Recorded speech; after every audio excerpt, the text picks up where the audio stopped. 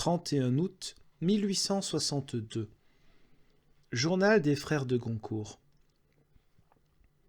J'ai vu aujourd'hui cette chose sur laquelle nul œil de bourgeois ne s'est jamais arrêté, et dont l'horreur est une horreur de ouï-dire. J'ai vu la fosse commune. Ce sont, sous le bleu du ciel, la falaise jaune, la silhouette grise d'un moulin de Montmartre qui tourne deux grands champs. L'un qui ne sert point encore, mais qui attend la mort des mois prochains. Fait une grande tache jaune au milieu de la verdure des tombes qui l'entourent. C'est un champ de glaise retourné, où des fragments de vieux cercueils, décolorés comme la terre qui les entoure, jonchent le sol çà et là, où les pierres semblent de vieux os. Ce champ de terre jaune est tout plein d'horreur. L'autre que la mort a presque empli tout entier, monte par 3 sillons couverts de croix jusqu'au mur de clôture, les croix se touchant par le pied.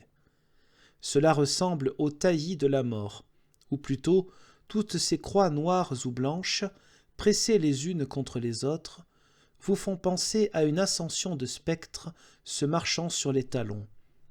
Ces 3 sillons de croix recouvrent les 3 tranchées où Paris, avare de sous-sol, dépose ses morts, cercueil contre cercueil.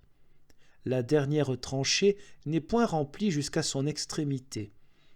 Une planche qui ne ferme point la porte à l'odeur de la pourriture vous sépare seul du dernier mort.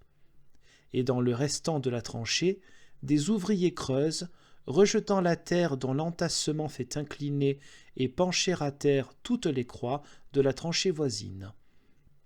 Dans cette abominable confusion, dans cet horrible mépris du corps du pauvre, j'ai vu parmi toutes ces croix qui gardent le souvenir d'une personne aimée à sa famille, à ses amis, quoi 1 semaine, 1 mois, sur un de ces morts communs, une branche de sapin arrachée au cimetière, avec une enveloppe de lettres attachée par un bout de ficelle.